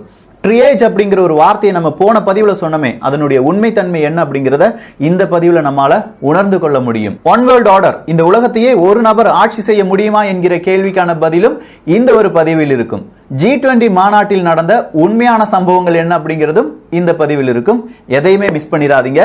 எதெல்லாம் நடக்க கூடாது அப்படின்னு சொல்லி நம்ம நினைச்சிட்டு இருந்தோமோ அது எல்லாமே நடந்துட்டே இருக்கு. எதெல்லாம் நம்ம செய்ய மாட்டோம்னு சொல்லிட்டு இருந்தோமோ அதெல்லாம் நமக்கு தெரியாமே நம்ம செஞ்சிட்டு இருக்கோம். இந்தியா பிழைச்சிருச்சுன்னு சொல்லிட்டு இருக்காங்க. இந்தியா இன்னும் பிழைக்கவில்லை. இந்தியா இப்போதுதான் ஆரம்ப கட்டத்தில் நிற்கிறது என்கிற உண்மையை இதன் வழியாக புரிந்து கொள்ளலாம். ஒன் வேர்ல்ட் ஆர்டர் ஜனவரி 9ஆம் தேதி நம்முடைய தமிழ் போக்ஷம் சார்பா ஒரு காணொளி பதிவு செய்யப்பட்டது. நவம்பர் டிசம்பர்ல பாபா வாங்கா நோஸ்ட்ராடமஸ் பிரெடிக்ஷன் என்பது பதிவு செய்யப்பட்டது. இந்த 3 காணொளியை பார்க்காத நபர்கள் தயவு செஞ்சு பார்த்துருங்க. டெஸ்கிரிப்ஷன்ல அதனுடைய லிங்க் இருக்கு. இதுக்கும் நம்ம இப்ப பேச போறதுக்கும் நிறையவே சம்பந்தம் இருக்கிறது. சரி, ஒரு விஷயம், சீனால இப்ப என்ன தெரியுமா செஞ்சிருக்காங்க? ஒவ்வொரு வீட்டுக்கு முன்னாடி, ஒவ்வொரு அபார்ட்மெண்ட்டுக்கு முன்னாடியும் சிசிடிவி வச்சிருக்காங்க. நீ யாராவது வெளியில போறீங்களா, வாரீங்களா, உங்களுக்கு என்ன விஷயத்துக்கு நீங்க வெளியில போறீங்க, இந்த மாதிரியான பலவிதமான விவரங்களை கேட்டு அறிந்து கொள்வதற்காக சிசிடிவி கேமரா ஆர்டிபிஷியல் இன்டெலிஜென்ஸ் உதவியுடன் உங்களுடைய முகத்தை பார்த்த உடனே ஓட்டர்ஸ் ஐடி, ஆதார் கார்டு எல்லாமே அவங்களுடைய அந்த டிஸ்பிளேல வந்துடும். சோ நீங்க எங்க போறீங்க, என்ன செய்றீங்க அப்படிங்கறத ஒவ்வொரு தெருவில் இருக்கிற சிசிடிவி உங்களுடைய முகத்தை பார்த்து பதிவு செய்து வைக்கும். இப்படி பதிவு செய்து வைப்பதால் கொரோனா வைரஸ் பாதிக்கப்பட்ட நபர்களை நாங்கள் பாதுகாக்கிறோம் என்று சொன்னாலும் உங்களுடைய டேட்டா அங்கே எடுக்கப்படுகிறது. தனி நபர் சுதந்திரம் என்பது இனி எக்காரணம் கொண்டும் யாராலும் போற்ற முடியாது. வேறொரு விஷயத்தையும் சொல்றேன். Facebookம் கூகுளும் அமெரிக்க அரசாங்கத்துக்கு கூட சின்னதா ஒரு டீலிங்க்கு வந்துட்டு இருக்காங்க. என்னன்னா, இவ்வளவு நாள் உங்கள் மொபைல் போன்ல இருந்து எடுக்கப்பட்ட GPS டேட்டா, நீங்க எங்க போயிருக்கீங்க, என்ன வாங்கியிருக்கீங்க, உங்களுடைய ஷாப்பிங் ஹிஸ்டரி, இது எல்லாமே கூகுள்கிட்ட இருக்கு, Facebookகிட்ட இருக்கு. அதை அப்படியே அமெரிக்க அரசாங்கத்திற்கு கொடுப்பதற்கான ஒரு சின்ன உடன்படிக்கை தான். இது எல்லாமே இப்ப பேச்சுவார்த்தையில் இருந்து கொண்டுதான் இருக்கிறது. நீங்க நினைக்கலாம், இது இந்த டைம்ல கொடுத்தாதானே சரியாகும். இதேதான் எல்லாருமே நினைப்பாங்க. சோ இந்த ஒரு டைம், இந்த வைரஸ் பரவிருச்சு அப்படின்னு சொல்லி இந்த டைமை கரெக்டா பார்த்து, இதனால் எனக்கு இந்த டேட்டா தேவைப்படுகிறது, இதனால் உன்னுடைய வீட்டில் சிசிடிவி வைக்கப்படுகிறது, உனக்கு இதனால் இந்த விஷயங்கள் செய்யப்படுகிறது அப்படிங்கிற பேர்ல எல்லா விஷயங்களும் இப்போது செய்யப்படும். இந்த வைரஸ் தாக்குதல் எல்லாம் ஓய்ந்த பிறகு இப்படி செய்யப்பட்ட விஷயங்கள், சிசிடிவியா இருக்கட்டும், இல்லாட்டி QR கோடா இருக்கட்டும், உங்களுடைய அசைவுகளாக இருக்கட்டும், இது மறுபடியும் அவன் எடுத்துக்கொண்டே இருப்பான். இதை யாராலுமே தடுக்க முடியாது. சரி, இது அரசாங்கமா எடுப்பது, அப்படி இல்லைன்னா ஒரு எமர்ஜென்சி சிச்சுவேஷன்ல எல்லாருமே செய்யறது தான். இன்னொரு விஷயம் இருக்கு. சிங்கப்பூர், ஜெர்மனி, இவங்க இந்த நாட்டெல்லாம் நீங்க எடுத்து பாத்தீங்கன்னா அவங்க அப்ளிகேஷன்ஸ் கிரியேட் பண்ணிட்டு இருக்காங்க. எந்த மாதிரியான அப்ளிகேஷன்? உங்களுக்கு ஒரு கொரோனா வைரஸ் சிம்டம் இருக்குப்பா, அப்படி கொரோனா வைரஸ் சிம்டம் வந்துருச்சுன்னா அந்த அரசாங்கம் சொல்லும், நீ இந்த அப்ளிகேஷனை இன்ஸ்டால் செய்ய வேண்டும். ஜெர்மனிலாம் இப்போ ரன் டைமா சும்மா சாம்பிளுக்கு ரன் பண்ணி பார்த்துட்டு இருக்காங்க. சோ நீங்க இன்ஸ்டால் பண்ணிட்டீங்க, உங்களுடைய டேட்டா கடந்த 5 தினங்கள் 6 தினங்களாக எங்கெங்க போனீங்க அப்படிங்கிறது இருக்கும். அந்த டேட்டாவை நீங்க என்ன செய்யணும்? டொனேட் செய்யணும். டொனேட் அப்படின்னா நன்கொடையாக உங்களுடைய டேட்டாவை கொடுக்க வேண்டும். எதற்காக? உங்கள் வழியாக யாருக்காவது இந்த கொரோனா வைரஸ் பாதிப்பு இருக்கிறதா என்பதை தெரிந்து கொள்வதற்காக. சிங்கப்பூர்ல என்ன தெரியுமா செய்யறாங்க? GPS சிக்னலுக்கு பதிலா ப்ளூடூத் அப்படிங்கறத யூஸ் பண்றாங்க. உங்களுடைய மொபைல் போன்ல இருக்கிற ப்ளூடூத் கிட்ட இருக்கிற ஒரு ப்ளூடூத் கூட கம்யூனிகேட் ஆகும்போது எவ்வளவு தூரத்துல இருக்கு, அந்த டிவைஸை யார் யூஸ் பண்ணிட்டு இருக்காங்க. சோ அவங்க யார் யூஸ் பண்ணிட்டு இருக்காங்க? ஒரு கொரோனா வைரஸ் பாதிக்கப்பட்ட ஒரு நபர் என்றால் உங்களுடைய மொபைல் போன்ல சின்னதா ஒரு மெசேஜ் வரும், கொஞ்சம் தள்ளி நில்லுப்பா அப்படிங்கிற மாதிரியான மெசேஜ் வரும். இது சிங்கப்பூர் மட்டும் கிடையாது, நிறைய நாடுகள் இதை செய்ய தயாராகி கொண்டிருக்கின்றன. அடுத்ததா நம்ம மறுபடியும் சீனாவுக்கு போனா ஆளில்லா விமானம், ட்ரோன்ஸ் அப்படின்னு சொல்றோம்ல, அது ஒவ்வொரு தெருவா பறந்துகிட்டே இருக்கும். மாஸ்க் போடலன்னா ட்ரோன் வழியா ஒரு சவுண்ட் கேட்கும், நீ மாஸ்க் போடல, மரியாதைக்கு மாஸ்க் போட்டுட்டு வெளியில வா, அப்படி இல்லையா உன் மீது நாங்க சட்ட நடவடிக்கை எடுப்போம். பயந்து ஓடுறான் ஒவ்வொருத்தனும் மாஸ்க் போடுறதுக்கு. சோ மாஸ்க் இன்னைக்கு, நாளைக்கு வேற ஏதாவது காரணமாக இருக்கும், அவ்வளவுதான். சோ ஒன் வேர்ல்ட் ஆர்டருக்கும் இதுக்கும் என்ன சம்பந்தம் என்று கேட்டால் மக்கள் எல்லாருமே பயப்பட என்னுடைய பிரைவசி, எனக்கான இந்த டேட்டா, என்னுடைய டேட்டா திருடப்படுகிறது என்கிற ஒரு குற்றச்சாட்டு இனி மக்களிடமிருந்து அப்புறப்படுத்தப்பட்டு என்னுடைய டேட்டாவை எடுத்துக்கோ, நான் எங்கேயாவது போனேனா, நான் போன இடத்துல கொரோனா வைரஸ் பாதிக்கப்பட்ட யாராவது இருந்தாங்களா, கொஞ்சம் பார்த்து சொல்லுங்களேன் அப்படிங்கிற மாதிரியான சில விஷயத்துக்கு மக்களே வருவார்கள். சோ இப்படி வர்றதுனால் என்ன நடக்கும்? அடுத்ததா உனக்கு என்னென்ன தேவைகள் இருக்கு, உனக்கு என்ன தேவையில்லை அப்படிங்கிற முழு விவரத்தையும் யாரால் எடுக்க முடியும்? இந்த டேட்டாவை கலெக்ட் பண்றவனால் எடுக்க முடியும். இது இந்த வைரஸ் தாக்குதலுக்கு பிறகு நடக்க போகக்கூடிய சில விஷயங்கள். சோ உங்களுடைய டேட்டாவை, நீங்க எங்கெல்லாம் போனீங்க, உங்களுடைய ஹெல்த் இன்சூரன்ஸ் என்ன, உங்களுடைய உடம்பில் என்னென்ன வியாதிகள் இருக்கு, இது அத்தனையும் யாரோ ஒரு நபருக்கு பகிரப்பட போகிறது. இதை எதிர்த்து யாராலையுமே எதுவுமே செய்ய முடியாது. அப்படி போயிருச்சா, இப்போ இன்னொரு விஷயத்துக்கு வரலாம். G20 மாநாடு.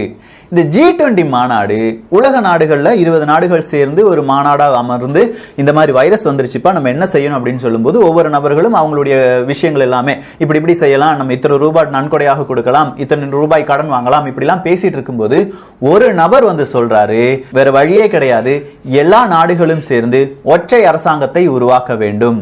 அந்த ஒற்றை அரசாங்கத்தின் கீழ் ஒரு ஃபோர்ஸ் என்பது உருவாக்கப்பட வேண்டும். அந்த ஃபோர்ஸ் தான் இந்த உலகத்தில் யார் வெளியில் வர வேண்டும், யார் வெளியில் வரக்கூடாது என்பதை தீர்மானிக்கும் சக்தியாக மாற வேண்டும். எல்லோரும், இந்த உலக குடிமக்கள் அனைவரும் ஐநாவின் கீழ் வரி செலுத்த வேண்டும். இதை மட்டும் நாம் செய்துவிட்டோம் என்றால் இதே மாதிரியான வைரஸ் பிற்காலத்தில் வராமல் தடுக்கலாம். அப்படியே வந்துவிட்டாலும் மக்களிடம் பரவுவதை தடுக்கலாம். நிச்சயமாக ஒற்றை அரசாங்கத்தை உருவாக்க வேண்டும் அப்படிங்கிற ஒரு கோரிக்கையை வைத்திருக்கிறார். இது எத்தனை பேருக்கு தெரியும்? வணக்கம் நண்பர்களே. நிறைய பேர் கேட்டிருந்தீங்க, இந்த கொரோனா முடிஞ்சதுக்கு அப்புறம் என்ன நடக்க போகின்றது அப்படின்ற மாதிரி கேட்டிருந்தீங்க. அதே சமயம் உங்களில் நிறைய பேர் கேட்ட கேள்வி என்ன அப்படின்னா, இந்தியாவில் 21 நாள் லாக்டவுனுக்கு அப்புறம் எக்ஸ்டெண்ட் ஆக்கப்படுமா அப்படின்னு சொல்லி கேட்டிருந்தீங்க. அதுக்கு நான் என்ன சொல்லியிருந்தேன்னா, நிச்சயம் எக்ஸ்டெண்ட் ஆக்கப்படும் அப்படின்னு சொல்லியிருந்தேன். அதே மாதிரியே இப்போ எக்ஸ்டெண்ட் பண்ணியிருக்காங்க. அது 2 வாரம் இன்னமும் எக்ஸ்டெண்ட் பண்ணப்பட்டிருக்கதா சொல்லப்படுது. ஆனால் என்னை பொறுத்த வரைக்கும் இதுக்கு மேலேயும் எக்ஸ்டென்ஷன் நடக்கும். இந்த மாதம் முடிவுன்னு மட்டும் இல்லை, மேலேயும் எக்ஸ்டெண்ட் பண்ணப்படும் அப்படிங்கிறது தான் என்னுடைய பாயிண்ட். இது வந்து நான் ஏதோ இந்த கொரோனாங்கிற ஒரு வியாதி மக்கள் மத்தியில் தனிந்து மறைவதற்கு இன்னும் காலம் எடுத்துக்கொள்ளும், அந்த எதிர்பார்ப்புல எக்ஸ்டெண்ட் ஆகும் அப்படின்னு நான் சொல்றேன் அப்படின்னு நீங்க நினைக்கலாம். ஆனா சத்தியமா கிடையாது. என்னை பொறுத்த வரைக்கும் இங்க நடக்கக்கூடிய டிராமா, சர்க்கஸ் இது எல்லாமே கொரோனாக்காக நடப்பது அல்ல அப்படிங்கிறதுல நான் 100% கான்ஃபிடென்ட்டா இருக்கேன். இப்ப நடக்கிறது என்ன அப்படின்னா, இப்ப இருக்கக்கூடிய பொருளாதாரம் இருக்குல்ல, எக்கானாமிக் ஸ்ட்ரக்சர், இந்த பொருளாதார கட்டமைப்பு உடை தெரியப்படுகின்றது. அது எப்படின்னா கண்ட்ரோல் டெமாலிஷன் அப்படின்னு கூட சொல்லலாம். ஒரு பில்டிங்கை உடைச்சு சுக்குநூறா ஆகணும் அப்படின்னா அதுக்கு நம்ம செய்யக்கூடிய செயலின் பேர் என்ன அப்படின்னா கண்ட்ரோல் டெமாலிஷன் அப்படிம்பாங்க. அந்த பில்டிங்கோட மையமான தூண்களில் வெடிமருந்தை வைத்து வெடித்து அந்த பில்டிங்கை ஸ்டெப் பை ஸ்டெப்பா உடைச்சு கீழே கொண்டு வருது. அதே மாதிரி இப்ப இருக்கக்கூடிய பொருளாதார கட்டமைப்பு உடை தெரியப்படுகின்றது. இது உடைக்கப்பட்டு வேறொரு புதிதாக ஒரு பொருளாதார கட்டமைப்பு உருவாக்கப்பட போகின்றது. அது எப்படிப்பட்ட ஒரு கட்டமைப்பா இருக்க போகுது அப்படிங்கிறதுல எனக்கு ஒரு சரியான புரிதல் இல்லை. ஆனா வரப்போகும் பொருளாதார கட்டமைப்பில் கரன்சி டிஜிட்டலாக இருக்கும். நான் வந்து கரன்சி டிஜிட்டல் ஆக்கப்படும் அப்படிங்கிறத நான் பல காணொலிகளாக நான் சொல்லிட்டு வரேன். அந்த பணத்தை என்ன பண்ணுவான், டிஜிட்டல் ஆக்கிடுவான். அந்த டிஜிட்டல் பணத்தை வந்து நாம எப்படி பே பண்ணுவோம் அப்படின்னா, இப்போதைக்கு கிரெடிட் கார்டு அந்த மாதிரி நம்ம பே பண்ணிட்டு இருக்கோம், சரியா? இன்னும் எதிர்காலத்துல என்ன மாதிரி ஆகும்னா, ஒரு பயோ சிப், RFID சிப்னு ஒண்ணு இருக்கு. அந்த RFID சிப்பை வந்து நம்ம உடலில் பொருத்துவான். அது எப்போதுமே நம்ம உடலில் இருக்கும். நம்ம அதை வச்சுதான் நம்ம வந்து பேமெண்ட் எல்லாம் பண்ணுவோம். அது இப்பொழுது நடக்க தொடங்கி உள்ளது. இப்போ டிஜிட்டல் கரன்சி அப்படிங்கிறது வந்து அமல்படுத்தப்பட்டு கொண்டிருக்கின்றது. 2020-21 ஒரு மிகப்பெரிய பொருளாதார சரிவு நடக்க போகின்றது. அது வந்து 2001 மற்றும் 2008 நடந்த பொருளாதார சரிவை விட பல மடங்கு பெரிதாக இருக்கும் அப்படின்ற மாதிரி சொல்லியிருந்தேன். அது இப்போ நடந்து கொண்டிருக்கின்றது. சரி, அப்பன்னா இப்ப இருக்கக்கூடிய பொருளாதார கட்டமைப்பு உடை தெரியப்பட்டு புதிதாக ஒரு கட்டமைப்பு வரப்போகுது அப்படின்னு நீ சொல்ற. அப்புறம் கரன்சி டிஜிட்டல் ஆக்கப்பட போகின்றது அப்படிங்கிறதையும் நீ சொல்ற. சரி, வேற என்ன நடக்கும்? தடுப்பூசி கட்டாயமாக்கப்படும். இப்போ ஒருத்தன் தடுப்பூசி போட்டிருக்கானா இல்லையா அப்படிங்கிறத எதை வச்சு அதிகாரிகள் கண்டுபிடிக்க போறாங்க அப்படின்னா, ஒரு ஐடி எல்லா உலக மக்களுக்கும் வழங்கப்பட போகின்றது. அந்த ஐடியின் பேர் என்ன அப்படின்னா ID 2020 அப்படின்னு சொல்லுவாங்க. அந்த ஐடி ஒரு கிரெடிட் கார்டு மாதிரி கூட இருக்கலாம், இல்லை உடலில் பொருத்தப்படும் பயோசிப்பா கூட இருக்கலாம். இப்போ அந்த ஐடியில் என்ன தகவல் இருக்கும் அப்படின்னா, ஒருத்தன் வேக்சினேஷன் பண்ணிட்டானா இல்லையா அப்படிங்கிற தகவல் இருக்கும். அது மட்டுமல்ல, அவனுடைய வரலாறே இருக்கும். அதுல அவனோட பினான்சியல் டீடைல்ஸ்லேருந்து எல்லாமே அந்த ஐடியில இருக்கும். இப்போ ஒருத்தன் ரோட்ல போயிட்டு இருக்கான் அப்படின்னா, இப்போ அதிகாரிகள் வந்து அவனை வழி மறிச்சு அவனோட ஐடியை செக் பண்ணாங்க அப்படின்னா, அந்த ஐடியில் அவன் வேக்சினேஷன் போடலை அப்படின்னா அவன் தனிமைப்படுத்தப்படலாம், இல்லை அவன் மீது நடவடிக்கை எடுக்கப்படலாம். இதுதான் அடுத்தது நடக்க போகின்றது. இங்க இந்த தடுப்பூசியை எல்லா மக்களுக்கும் போட வைக்கிறதுக்கு டாக்டர்ஸே வந்து தடுப்பூசி எடுத்துக்கிட்டு ஒவ்வொரு வீட்டுக்கா போய் போடுவதற்கு வாய்ப்புகள் இருக்கின்றது, ராணுவத்தின் உதவியோடு. சரி, இங்க ஒரு விஷயம் நம்ம நோட் பண்ணோம். அது என்ன அப்படின்னா, இந்த பயோசிப் அப்படிங்கிற ஒரு விஷயம் இருக்குல்ல, உடம்புல பொருத்துவாங்க. அந்த பயோசிப்பை வச்சுதான் எதிர்காலத்தில் பேமெண்ட் பண்ணுவாங்க அப்படின்னு நான் பல காணொலிகள்ல நான் சொல்லியிருக்கேன். அந்த பயோசிப்பை எப்படி உடலுக்குள்ள பொருத்துவாங்க அப்படின்னு உங்களுக்கு தெரியுமா? அது ஒரு இன்ஜெக்ஷனை வச்சு தான் பொருத்துவாங்க. அது உங்கள எத்தனை பேருக்கு தெரியும் தெரியல. அந்த பயோசிப் ஏன் தடுப்பூசி இன்ஜெக்ஷனோட சேர்த்தாப்புல ஒரு மனிதனுக்கு செலுத்தப்படக்கூடாது? அது எனக்கு இருக்கக்கூடிய ஒரு அச்சம்.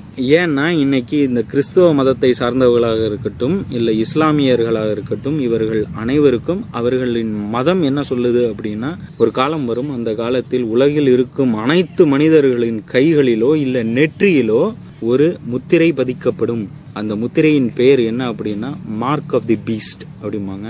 அந்த மார்க் ஆஃப் தி பீஸ்ட் அப்படிங்கிறத உங்களில் யாரும் ஏற்றுக்கொள்ளாதீர்கள் அப்படிங்கிறது கிறிஸ்தவர்களுக்கும் இஸ்லாமியர்களுக்கும் அவர்களின் மதத்தின் அடிப்படையில் சொல்லப்பட்ட ஒன்று. இப்போ இந்த பயோசிப் அப்படிங்கிறது தான் மார்க் ஆஃப் தி பீஸ்ட். அது வந்து கைகளில் செலுத்தப்படலாம். இப்போ நெக்ஸ்ட் வந்து 2018 போல டிசீஸ் எக்ஸ் அப்படிங்கிற ஒரு வியாதி உலக மக்கள் மத்தியில் பரவ போகின்றது. அந்த டிசீஸ் எக்ஸுங்கிற வியாதியை எப்படிப்பட்ட கிருமி தாக்க போகின்றது அப்படிங்கிறது தெரியல அப்படின்னு சொல்லியிருந்தானுங்க.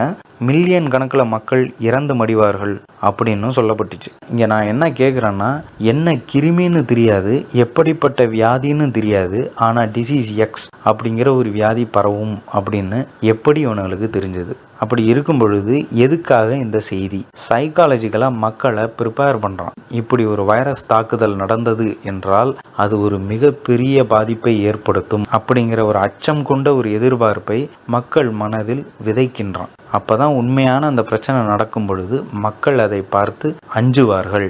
அதுக்கப்புறம் 2019 சமயத்துல ஐடி 2020 அப்படிங்கிறது பெரிதளவு பேசப்பட்டது. இந்த ஐடி உலக மக்கள் அனைவருக்கும் கொடுக்கப்பட போற ஐடி. இந்த ஐடியில ஒருத்தனோட அனைத்து தகவல்களும் இருக்கும். அதே சமயம் ஒரு மனுஷன் வேக்சின் போட்டிருக்கானா இல்லையா அப்படிங்கிற தகவலும் இதுல இருக்கும். அதுக்கப்புறம் அக்டோபர் 2019 சமயத்துல ஈவென்ட் 201 அப்படிங்கிற ஒரு மாக் ட்ரில்ல வந்து நடத்தினாங்க. ட்ரில் அப்படின்னா என்னன்னா ஒரு பயிற்சி. அது எதுக்கான பயிற்சி அப்படின்னா, இப்போ உலக மக்களை ஒரு வைரஸ் கிருமி தாக்கிடுச்சு, அந்த வியாதி பல நாடுகள் மத்தியில் பரவுனுச்சு அப்படின்னா அதை எப்படி எதிர்கொள்வது, ஒவ்வொரு ஸ்டாஃபும் எப்படி ரியாக்ட் பண்ணணும், இன்டர்நெட்டை எப்படி டீல் பண்ணணும் அப்படின்னு சொல்லி ஒரு மிகப்பெரிய பயிற்சி நடந்தது. அந்த பயிற்சி நடந்து 2 மாதங்கள்ல இந்த கொரோனா வைரஸ் தாக்குதல் நடக்கின்றது. இது வரைக்கும் நான் சொன்ன அனைத்து ப்ரிப்பரேஷன் இருக்குல்ல, இந்த கண்டேஜியன் படமா இருக்கட்டும், இல்ல இந்த பில்கேட்ஸ் கொடுத்த இன்டர்வியூவா இருக்கட்டும், டிசீஸ் எக்ஸ் பரவும் அப்படின்னு சொன்ன தகவலா இருக்கட்டும், அப்புறம் அந்த ஐடி 2020 அப்படிங்கிற விஷயமா இருக்கட்டும், அதுக்கப்புறம் இந்த ஈவென்ட் 201 அப்படிங்கிற ஒரு பயிற்சியா இருக்கட்டும், இவை அனைத்தும் அமெரிக்காவின் கட்டுப்பாட்டில் நடந்தவை. அப்படின்னா அந்த கொரோனா வைரஸ் அப்படிங்கிற ஒரு பிரச்சனை யாருனால நடத்தப்பட்டிருக்கும் அப்படின்னு நீங்களே முடிவு பண்ணிக்கோங்க. ஸோ இந்த பில்கேட்ஸுக்கும் இந்த கொரோனா வைரஸுக்கும் எவ்வளோ தொடர்பு இருக்குது அப்படின்னு பாருங்கள். பல காலமாக வைரஸ் தாக்குதல் நடக்கும் அப்படிங்கிற இன்டர்வியூ கொடுக்குறான். அதுக்கப்புறம் இந்த ஈவென்ட் 201 அப்படிங்கிற ஒரு பயிற்சி நடந்துச்சுன்னு சொன்னால, அந்த ஈவென்ட் 201க்கும் ஒன் ஆஃப் தி ஃபண்டர்ஸ் யார் அப்படின்னு நீங்கள் பார்த்தீங்கன்னா Bill and Melinda Gates foundation, Bill Gates தான். இப்போ இந்த வியாதிக்கு வேக்சின் செய்கிறோம் அப்படின்னு சொல்லி அந்த வேக்சினுக்கும் ஃபண்டு பண்ணுறது யாருன்னா இந்த பில்கேட்ஸ் தான். எவ்வளோ தொடர்பு இருக்குது பார்த்தீங்களா அவனுக்கும் அதுக்கும். இப்போ எப்படி இந்த கொரோனா வைரஸ் பிரச்சனை நடக்கிறதுக்கு முன்னாடியே உலக மக்களை இந்த சம்பவத்துக்கு ப்ரிப்பேர் பண்ணிக்கிட்டே கொண்டு வந்தானுங்கல்ல. சரி, எதுவாக இருக்கட்டும், கட்டாய தடுப்பூசி அப்படின்னு சொல்லி நம்ம கதவை தட்டி இன்ஜெக்ஷனை தூக்கிட்டு வந்தானுங்க அப்படின்னா அந்த சமயத்தில் நாம் என்ன செய்ய போகின்றோம் அப்படிங்கிறத இப்போவே நாம் முடிவு செய்து கொள்ள வேண்டும் அப்படின்னு நான் நினைக்கிறேன். என்னோட ப்ரெடிக்ஷன் நடக்காமல் இருந்துச்சு அப்படின்னா நிச்சயமாக நான் சந்தோஷப்படுவேன். இந்த காணொலியை பலருக்கு அனுப்புங்க. இது ஒரு விழிப்புணர்வாக பலருக்கு சென்றடைய வேண்டும் அப்படின்னு நினைக்கிறேன். ஏதோ நம்மால ஆன முயற்சி, நாம் போராடும் வரை போராடுவோம். அதுக்கு மேலே ஆண்டவன் கையில். நன்றி, வணக்கம்.